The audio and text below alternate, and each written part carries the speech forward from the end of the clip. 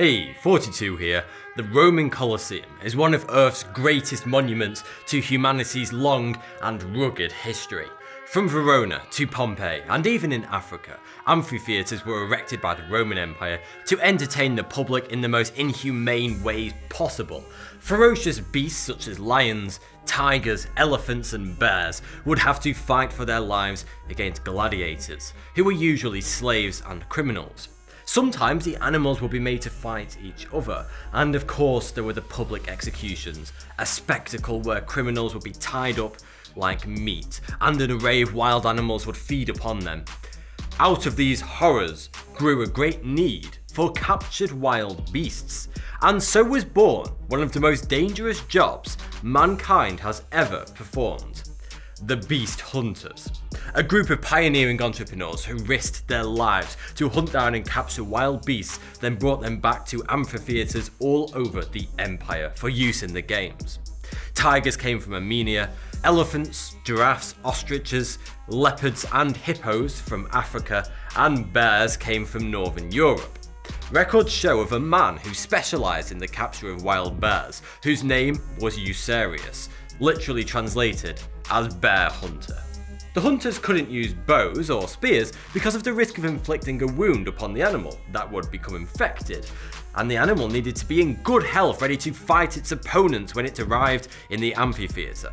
Of course, tranquilizer darts didn't exist back then, so these beast hunters had to be creative to catch their unfortunate prey.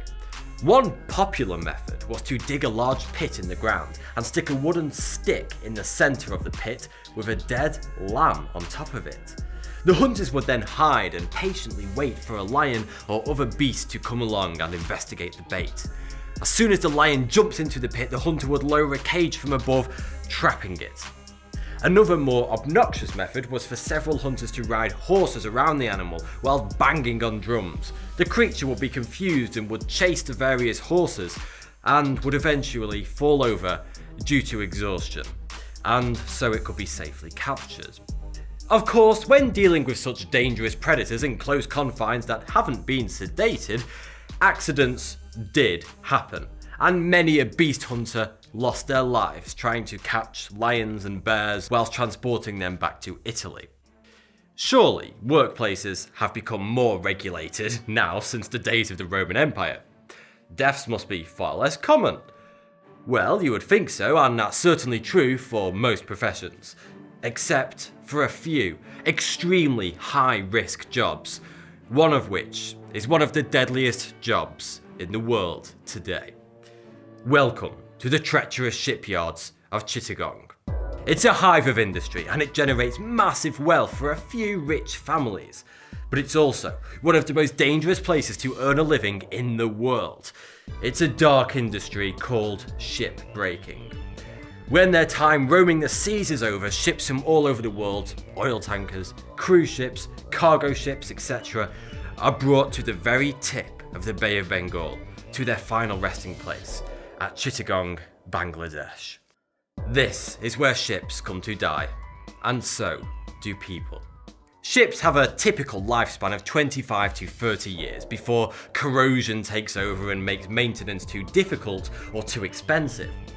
Now, considering each ship costs roughly $1 billion to build, and they have to be replaced every 25 years, that makes it an expensive and very lucrative business. Of course, when there's hundreds of millions of dollars worth of valuable steel and other metals within the vessel's framework, you don't just want to let it sink to the bottom of the ocean and slowly degrade. So, companies that own these ships that have reached the end of their useful life send the dying vessel off to a shipbreaking yard where it is painstakingly dismantled entirely by hand. The salvaged raw materials, usually hundreds of thousands of tons of it, are then sent back to the owner of the ship so they can sell it to all sorts of different construction and recycling companies, making back a portion of the cost of building the ship in the first place. And the shipbreaking yard is paid for their services. Now that all sounds very well. But the process of dismantling a vessel so huge and dealing with such large, heavy pieces of metal at great heights on a daily basis is not only extremely perilous, but often life-threatening. In fact, shipbreaking is so darn dangerous that the whole industry was banned entirely in the Western world by the 1980s. Of course, that left a huge gap in the market, a gap worth billions. One country where it still isn't banned to this day came flying into the market and thus became one of the world's largest players in the shipbreaking industry: Bangladesh. Since then, other Eastern countries have bitten off a chunk of the market, such as India, China, Pakistan and Turkey. Today, India is the world's largest shipbreaker, followed closely by Bangladesh. Yet, despite the competition, the city of Chittagong in Indonesia is world famous for its shipbreaking yard, but for all the wrong reasons. It is one of the most unregulated and dangerous shipbreaking yards out there, along with the deadly Alang shipbreaking yard in India, which also happens to be the world's largest. But why is shipbreaking so unforgivingly dangerous? One of the biggest threats is falling metal. Huge metal sheets are constantly breaking off and tumbling down the sides of these gigantic metal structures. Many workers are killed after being hit in the head or completely crushed by pieces of falling metal. There's also a major risk of asbestos, lead, or heavy metal poisoning. Asbestos in particular was an extremely common construction material in older vessels, and workers commonly developed fatal cancers and other illnesses due to the many toxins which they're exposed to on a daily basis. Some ship components are filled with deadly gases that can escape when dismantled, instantly poisoning or suffocating all surrounding workers. This has happened on multiple occasions. And then there are the fires and explosions. Using power tools and blowtorches on a vessel that likely contains a myriad of flammable fuels, gases and other materials causes frequent fires, and sometimes devastating explosions. And if all that isn't bad enough, many workers are simply killed by plummeting to their death after taking a wrong step atop of the vessel. And for risking their lives, shipbreaking yard workers are paid a measly $3 per day. But the West is not without its perilous professions. One of the deadliest jobs you can do is lumberjacking, also known as logging. America was built by lumberjacks. They felled the trees that created the first houses and the first towns.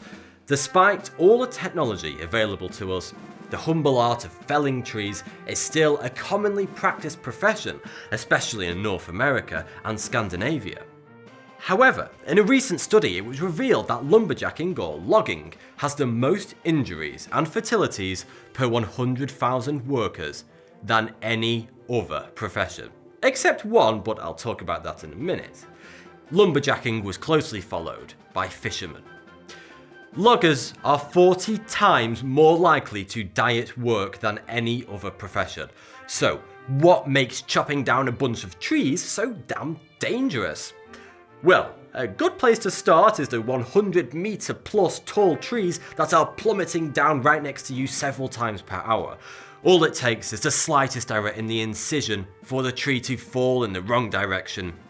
And trees can easily kick back, launching themselves right at you, and barks can split and splinter, which can be deadly. 84% of deaths in logging are due to falling trees or rolling logs. Surprisingly, only 16% of deaths are due to machinery. Yet, when chainsaw accidents do happen, they are often gruesome and fatal. This X-ray of a tree surgeon whose chainsaw slipped and went into his chest tells 1,000 words. But things have definitely improved from the pioneering days of the early logging industry. Before electricity was widespread, sawmills were powered by steam, which meant they needed a constant supply of water. Thus, they were often positioned downriver, whereas the trees would be felled further up the river. There were no vehicles up to this job, so how did the transport of extremely heavy and cumbersome logs to the sawmill take place, so they could be processed into more manageable planks? Well, send them floating down the river, of course. Ingenious, yet simple. This was known as log driving. But logs would often get stuck, causing a large pile-up, and so specialist water runners, known as water rats, would rapidly hop from one slippery, wet, rolling log to another and hunt for the log causing the jam, so that they could free it up by poking it. As you can imagine, fatalities were frequent among these water rats. The current is ferociously strong, and all it took was one wrong step to be swept underneath.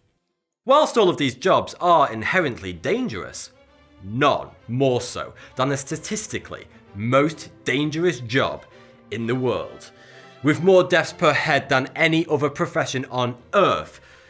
What if I told you that there's a job that has an 18% fertility rate, compared to loggers with a fertility rate of 0.13% and fishermen with a rate of 0.12%? That job is President of the United States.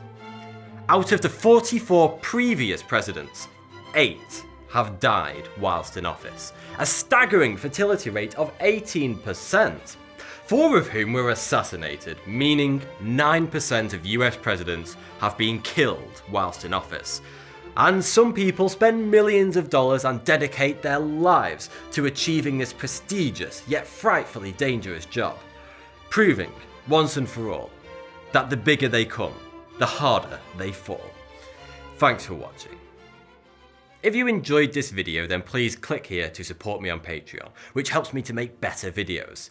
Click here to watch another video, and if you haven't already, don't forget to subscribe.